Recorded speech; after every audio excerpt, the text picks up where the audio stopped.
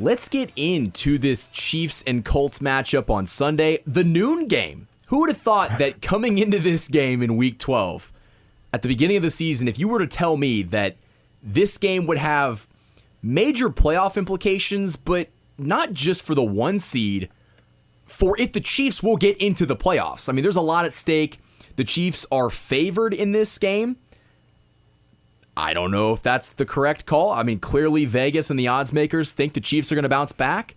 They also thought they were going to bounce back against Buffalo and Denver. Didn't happen. Yeah. But what are your initial thoughts on the Indianapolis Colts, who right now are sitting at 8-2 and one of the best teams in the AFC? I think Jonathan Taylor and that Colts offensive line, but I'll say Jonathan Taylor. He should be getting more MVP consideration, I'd say.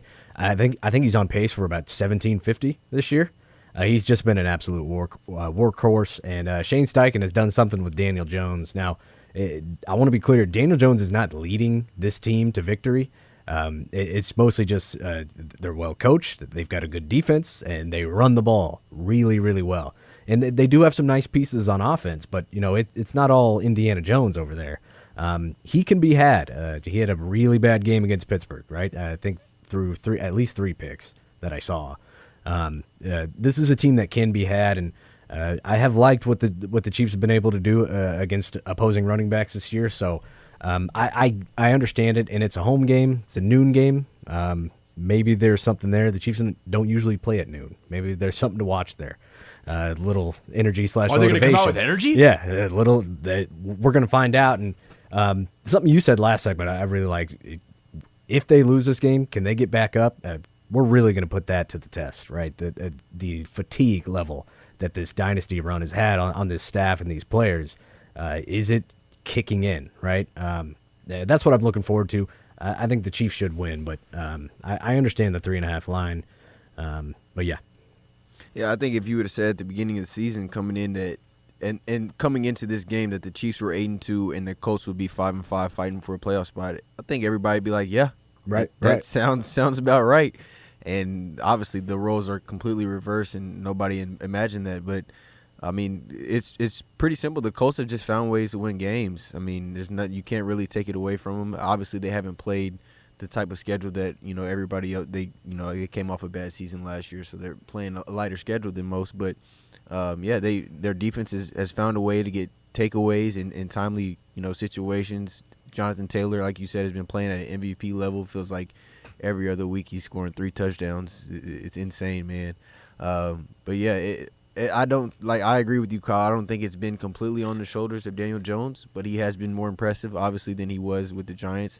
I think that year with the Vikings, that he kind of just sat behind and kind of learned from Kevin O'Connell. I think that really helped him. He kind of just needed that reset. Just get out of that New York media. It's very toxic there. So, I think he's improved a lot, but that doesn't change that I think this is a very winnable game for the Chiefs. I think they can find that championship DNA somewhere deep down. We don't know where it's at right now, but if they can find it, I definitely think this is a winnable game, and it'll turn the season around, essentially. Yeah, and maybe it's just back-to-back games of just rivals, right? I'm somewhat willing to chalk that Denver game up to, all right, that's an AFC West game. Those are always gritty. Those are always rock fights.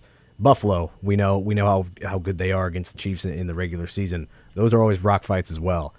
Maybe this game turns out more like the Lions game, right? It could be that. But what worries me is that the Chiefs look like the exact same team between Buffalo and the Denver game. Which team are we gonna see here? And this is not really a good time to be facing the Colts either. They're gonna get Charvarius Ward back. They're going to have Sauce Gardner, and they've got Kenny Moore there. Those are outstanding cornerbacks. The offense is going to be put to the test, and we need to see something adjust. Well, according to the ESPN matchup predictor, the Chiefs are given a 61.2% chance of winning to the Colts' 38.5%, which those are some skewed numbers. I don't know where ESPN gets their analytics, but 61% in favor of the Chiefs to 38.5%. That's a huge difference. But I was looking at the stats. Daniel Jones actually has thrown for 2,659 passing yards. Jonathan Taylor has 1,139 yards. rushing the ball, which is unbelievable. But the thing that I can't wrap my head around, he's got 15 touchdowns. 15. He's got the same amount of touchdowns that Daniel Jones has passing. This guy is absolutely an MVP candidate, and he's not going to get it because he's a running back. But, I mean, with that offensive line in Indy, with Jonathan Taylor running the football, it has made Daniel Jones' life so much easier. And it's almost like, could Andy Reid not look at what they're doing and leaning on the running game to help out their quarterback? Why can't we do that here? Are we just not allowed to have nice things? It's just not his style. I guess that's the answer. And yeah, these last 2 weeks, you really rethink that report that Brett Veach did not want to give a third for Breece Hall, right? I've been thinking about it. But they wouldn't have even used him. That's how I maybe, cope with this but situation. maybe you can explain. Kareem Hunt got 13 carries in this game. You would have loved to see more, and at certain plays where Andy called a pass, I would have given the ball to Kareem there, right? All their running backs have their role. Kareem Hunt's your short yardage guy, and then Pacheco is going to be your first and second down back. Kareem Hunt is also pretty damn good in pass protection as well. But none of them are explosive, right?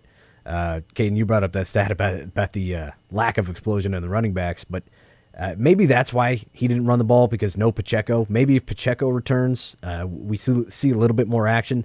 They, without a doubt, have to. They have to start running the ball in from under center more, where they're pretty damn effective, but just the amount of times they line up under center is near the bottom of the league. Adjust, do something, make a change.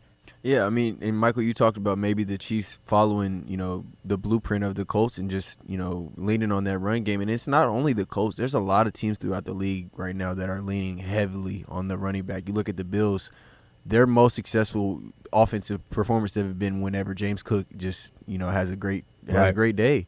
And so I think that's something that this Chiefs offense needs some change. I don't think that it's anything that you can just continue to put out the same stuff and expect something to change. That's just insanity. But yeah, I think ever since they were very exposed to the 2022 season.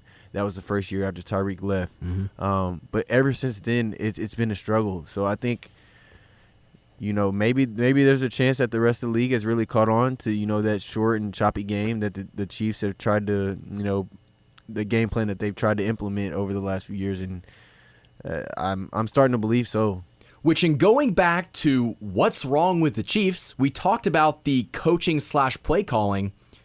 I am fully under the assumption that the NFL has figured out Andy Reid. I think they have tried the same scheme, the same idea for years now. And I think defensive coordinators now know what the Chiefs offense is going to do really before the Chiefs even know they're going to do it. And part of it is, it doesn't take a rocket scientist to know that, when the Chiefs are going to throw the football, we don't need to defend the run. And so they just have their pass rushers pin their ears back and get after the quarterback, and you can drop a bunch of guys back into coverage. The reason the Broncos were so successful is they would rush with 3, win with 3, and then just drop 8.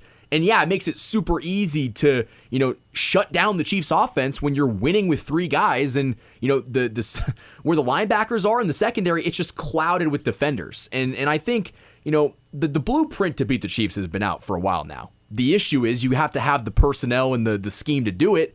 But there are teams that I think normally wouldn't beat the Chiefs that are now beating them because, they know exactly what the Chiefs want to do. And I think the offensive struggles fall solely at the feet of Andy Reid for being too predictable, too stale, and refusing to do something as simple as running the football to make Patrick Mahomes' life easier. Yeah. What I'm going to be calling for in this Colts game, most of all, is Andy Reid / Matt Nagy, whoever you want to say runs the offense. They need to have a day. Like I said, I'm willing to chalk it up to a little bit of just division rival grittiness. As for the reason why the offense looks stale against Buffalo and Denver. But in this game, no, something's got to change because, like we talked about in the first segment, your backs are against the wall here. You want absolutely no part of relying on other teams to beat other teams. I mean, look at the NFL playoff picture right now. You have losses to the 7-seeded Jags, the 6-seeded Chargers. I still think the Chargers fall out. the 5-seeded Bills and the 1-seed Broncos, and you're about to play the 3-seed Colts. You can't get swept by the current 5 of the teams in the AFC. You can't get swept by all these other playoff teams and expect to get in because you're not going to have any tiebreakers. You're not going to win the division. You're just going to make life way harder for yourself. Yeah, and Michael, you talk about the formula for beating the Chiefs, and I think for the longest, the two fundamentals of that were time of possession. The main thing is just keeping Pat off the field, and then being able to get pressure on him. And that's two things that I think that the Colts can do. That's the one thing that scares me about this week. Obviously, we know they can control the time of possession with Jonathan Taylor just by staying ahead of the chains, and then we've seen a lot of teams be able to get pressure on the Chiefs with just 4 guys up front, like you said. So that's probably what scares me most about this week is the two pillars of, the formula for beating the Chiefs. The Colts can do both of those things. They have both of those. And they're going to have to figure out a way to adjust. And I think that's my biggest complaint is that the offense just hasn't adjusted. And nobody thinks the Chiefs are going to be a run-first football team. No one in their right mind think that, with having the best quarterback on the planet, you're going to all of a sudden turn into a team that runs the ball 40 times. We're not even asking for that. But we are asking for the Chiefs to become a more balanced rushing attack, a team that could rush the ball 20 times a game and take that pressure off of Pat. Because if you had a guy, or even a couple guys, that you could give the ball to 20 times and they could collectively give you anywhere from 100 to 110 yards, that completely changes the dynamic of this offense. And I guarantee you, the Chiefs would not be losing if they had 100 rushing yards in a game. When was the last time you think a Chiefs running back had over 50 yards this season? I feel like it's been forever, right? I mean, hell, the first month of the season, Patrick Mahomes, not even month, it was like until week 6, somebody finally overtook him for the rushing lead for the team. I think Damian Williams was the last 100-plus yard rusher. Oh, man. And, No. Chance. Clyde had a couple. Yeah. Yeah, but that's sad. That's sad. Look how we feel about Clyde now. We don't even want to see him get carries. You know what I mean? So right. It tells you how long it's been since he's been in that type of form to where he could be a 100-plus yard rusher, or we've had any of that. It almost makes you wonder if Clyde burned that bridge for the rest of the running backs. Like, they took a gamble on him and it didn't work out, and so they just refuse to run the football now. But I think part of it also is that all they've invested into that are free agent signings and 7th-round draft picks. And all of their, I guess, investment has come in the wide receiver room. Yeah. Which is cool. Wide receiver room, offensive line, that's great. You got to run the football in January when it's cold. And, if you look at the Chiefs' Super Bowl wins, Damian Williams was arguably the best offensive player in that Super Bowl. He should have won Super Bowl MVP. Isaiah Pacheco, in the run where you went back-to-back, he was playing phenomenal football. And that's 3 Super Bowls where a running back has played a key factor in all of those games. You don't have that guy this year. And you didn't have that guy last year either. And who would have maybe if they had a running back that they could give the ball to and would actually invoke some fear into opposing teams' defenses, maybe they would have been at least in that Super Bowl, because Vic Fangio dared the Chiefs to run the football because they knew they weren't going to do it, and if they did, they weren't going to be successful at doing it. And that's scheme and personnel. At a certain point, to kind of bring it all full circle, it almost feels like this whole season has been a hangover from that really bad Sunday in February of last year where the Chiefs just emotionally, mentally, and physically imploded. Yeah. They certainly look like a team who has been punched in the mouth and is, struggling to get off the mat a little bit. And yeah, you might be right. And, thinking long term here and just big picture, maybe this is that down year of that dynasty. Tom Brady didn't go to the playoffs every year. He did most of them, but, he didn't go every year. The Patriots had some of their down times in their 2-decade run. Maybe the best thing this organization needs is that sort of a reset, right? And I know we're only going into week 12, right? And we got Daniel Jones and the Colts to look forward to, but just thinking about big picture. We keep talking about it this show, the lack of energy, motivation. I think fatigue is a real thing. And we talk about the playbook. It seems like the league is caught up, and the Chiefs they haven't even got their gun out of the holster yet, right? No adjustments. I've seen nothing. They look like that 23-24 dink and dunk offense, and our most explosive way to get down the field is getting a PI.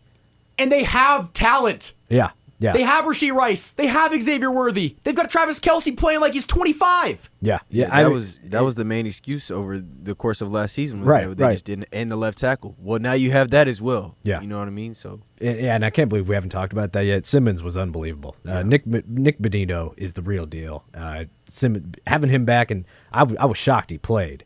But having him back and that's one hole solved, right? All the guys are healthy now. What the hell is going on? I don't get it. They're not very good against man coverage this year. Mahomes' numbers against that are way worse than when he throws against zone. Who is it? Is it the talent in the wide receiver room? It can't be. That's a second-round pick there in Rashee Rice, who's put up some gaudy numbers before, and a first-round pick and the fastest man at the combine. Something's got to give. My 2 cents, more Tyquan Thornton is needed. Absolutely. And I think it's an execution problem at the end of the day. The Chiefs are 0-5 in these one-score games, and in large part, it's due to the small stuff, the execution on offense, the penalties. It all just boils down together, and they compound on each other, and you can't get out of your own way. And the Chiefs have really, shot themselves in the foot a lot this season, and it's one of the reasons that they're 5-5. But we want to give our predictions for this Chiefs and Colts game, and we'll do that right on the other side of this break. You guys are listening to The Night Shift on Sports Radio 810 WHB. It's prediction time. The Chiefs and Colts play at noon on CBS. Should be a great game.